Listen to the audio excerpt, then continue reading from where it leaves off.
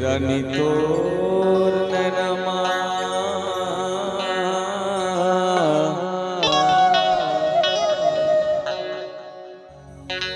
का जादू है वो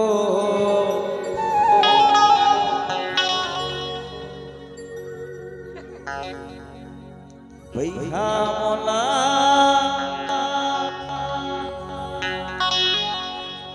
बना दे बेकार।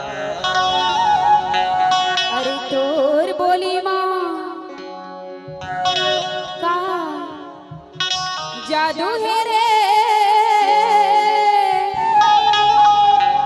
पगली मोला बना देना।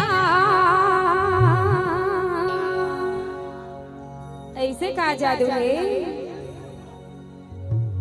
तोर में का जादू है ना हाँ, तेरा महिष बस समझ सकता वो बताना चाहिए। तोला ऊपर वाला विधाता का गजब के बनाया हुआ जाने ऐसे और नीचे ले ऊपर तक के ना हाँ और कौन मिल के बखान करा वो बताना। हे ऊपर वाले विधाता ये का सुगर बनाया हुआ मालिक तहु तुम मीठी मीठी गोठिया थी गया। अरे दादा रे ऐसे जन बोलवो मैं मीठ मीठ नहीं गुठाओ तो बखान करता मैं यारो ऐसे रानी तोर नैनमा हाँ का जादू है वो भैया मोला बना देना। क्या बात